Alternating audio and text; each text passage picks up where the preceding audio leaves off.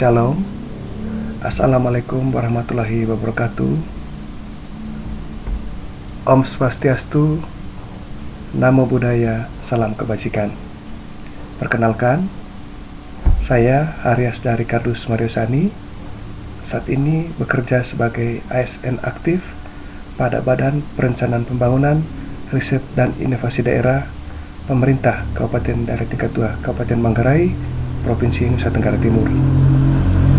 Pada kesempatan ini, saya akan memaparkan rencana proposal disertasi saya dengan judul Konsep Green Economy, Pengembangan Potensi Lokal Hortikultura di Kabupaten Manggarai sebagai daerah hinterland dalam mendukung kawasan super prioritas Labuan Bajo. Dengan terbitnya Peraturan Presiden Nomor 32 Tahun 2018 tentang pembentukan Badan Otoritas Pengelolaan Kawasan Pariwisata Labuan Bajo Flores atau BOPLF oleh Presiden Republik Indonesia, Labuan Bajo kemudian pelan tapi pasti mulai melakukan pembangunan kepariwisataannya secara masif di Labuan Bajo. Untuk itulah, dalam pengembangan kepariwisataan di Labuan Bajo, Presiden Republik Indonesia memberikan beberapa arahan yang menjadi penekanan pengembangan kepariwisataan Labuan Bajo, antara lain penataan kawasan, peningkatan infrastruktur, penanganan sampah, ketersediaan air baku, keamanan wisatawan, promosi terintegrasi, serta penyiapan sumber daya manusia melalui partisipasi usaha mikro, kecil, dan menengah atau UMKM. Pengembangan dan partisipasi UMKM menjadi penting karena berdasarkan pengamatan ringkas saya di lapangan, beberapa komoditas dari Kabupaten Manggarai, terutama komoditas hortikultura, antara lain sayur dan buah-buahan, pemasarannya hanya mampu sampai ke pasar tradisional dan belum mampu menembus pasar di jaringan hotel berbintang di Labuan Bajo. Hal ini menjadi penting. Kenapa pertanian atau hortikultura menjadi cukup penting untuk Kabupaten Manggarai yang berbatasan langsung dengan Labuan Bajo? Berdasarkan data Badan Pusat Statistik tahun 2018 sampai 2022, produk domestik regional bruto Kabupaten Manggarai menurut lapangan usaha dari 17 subsektor pendukung terbentuknya produk domestik regional bruto di Kabupaten Manggarai, subsektor pertanian, kehutanan, dan perikanan merupakan subsektor penyumbang PDRB terbesar, di mana pada tahun 2018 PDRB Kabupaten Manggarai berkisar di angka 21,68% dan terus meningkat sampai dengan data terakhir tahun 2022 menjadi 22,6%. Ini artinya bahwa Kabupaten Manggarai sebagai kabupaten terdekat yang berbatasan langsung dengan Labuan Bajo memiliki kebutuhan dasar, yaitu di sektor pertanian, dalam hal ini pertanian hortikultura. Namun kenyataannya, banyak produk hortikultura Kabupaten Manggarai, terutama sayur dan buah, yang belum mampu menembus pasar hotel berbintang di Labuan Bajo. Karenanya, ke depan, target riset saya ini adalah implementasi kebijakan berdasarkan potensi lokal yang syarat dengan kebutuhan pendekatan kultural yang spesifik dalam mewujudkannya.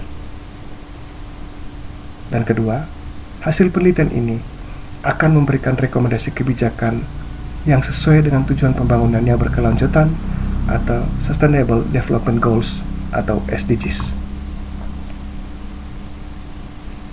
Guna target penelitian saya dapat tercapai dengan baik, maka saya rumuskan rencana proposal disertasi penelitian saya sebagai berikut. Yang pertama, bagaimanakah konsep green economy, pengembangan potensi lokal hortikultura di Kabupaten Manggarai? Yang kedua, bagaimanakah peran pemerintah Kabupaten Manggarai sebagai daerah hinterland hortikultura dalam mendukung kawasan super prioritas Labuan Bajo? Dan yang ketiga, bagaimanakah pengaruh konsep green economy, pengembangan potensi lokal hortikultura di Kabupaten Manggarai sebagai daerah hinterland dalam mendukung kawasan super prioritas Labuan Bajo? Terdapat beberapa dasar teori yang saya gunakan untuk memperkuat rencana proposal disertasi penelitian saya ini. Yang pertama, Peraturan Presiden Nomor 32 Tahun 2018 tentang pembentukan Badan Otoritas Pengelolaan Kawasan Pariwisata Labuan Bajo Flores atau BOPLF. Yang kedua, teori tentang hortikultura. Hortikultura adalah segala hal yang berkaitan dengan buah, sayuran, bahan obat nabati, termasuk di dalamnya jamur, lumut, dan tanaman air yang berfungsi sebagai sayuran, bahan obat nabati, atau bahan estetika. Ketiga, teori tentang daerah hinterland. Daerah hinterland merupakan daerah belakang yang berfungsi untuk memenuhi atau memasok kebutuhan pangan atau kebutuhan bahan makanan pokok untuk daerah pusat. Dan yang keempat, teori tentang green economy. Green economy atau ekonomi hijau yaitu gagasan ekonomi yang bertujuan untuk meningkatkan kesejahteraan dan kesetaraan sosial masyarakat, sekaligus mengurangi risiko kerusakan lingkungan secara signifikan dan hemat sumber daya alam. Metodologi penelitian. Metode penelitian yang saya gunakan dalam penelitian ini terdiri dari dua. Yang pertama, analisa deskriptif, yaitu mendeskripsikan persepsi responden yang diteliti dalam bentuk distribusi frekuensi dan persentase menurut variabel, indikator, dan item. Selanjutnya, ditabulasikan dalam tabel, setelah itu dilakukan pembahasan secara deskriptif. Yang kedua, Structural Equation Modeling atau SEM adalah teknik analisis multivariat yang menggabungkan dua konsep statistika, yaitu analisis faktor melalui model pengukuran dan analisis regresi melalui model struktural. Untuk itu, model hipotesis yang saya gunakan, saya gambarkan sebagai berikut. Variabel bebas green economy terdiri dari variabel X1 sampai X5, dan variabel terikat atau dependent variable terdiri dari variabel Y1, yaitu daerah hinterland hortikultura, dalam hal ini Kabupaten Manggarai, dan variabel dependent kedua yaitu Y2 mendukung kawasan super prioritas Labuan Bajo.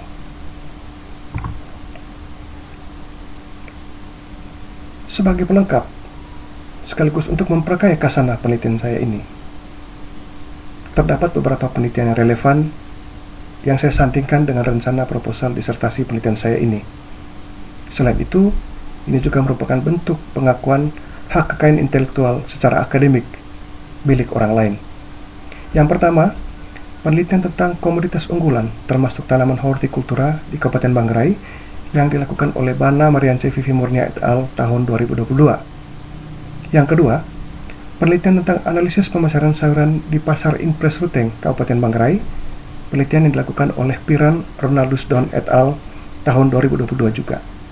Dan yang ketiga, penelitian tentang konsep green economy dalam kaitannya dengan model pengembangan desa wisata, yaitu penelitian dilakukan oleh Sari Multika et al. Studi kasus pada Desa Kungkup, Desa Punten, Kota Batu. Demikian presentasi singkat saya terkait rencana proposal disertasi saya. Saya menyadari masih banyak kekurangan yang harus saya lengkapi dalam proposal saya ini. Karenanya, masukan dan kritikan akan sangat membantu agar sempurnanya rencana proposal disertasi penelitian saya ini. Akhir kata, semoga berkenan bagi kita semua. Salam, Assalamualaikum warahmatullahi wabarakatuh. Om Swastiastu, Namo Buddhaya, salam kebajikan. Tuhan berkati kita semua. Amin.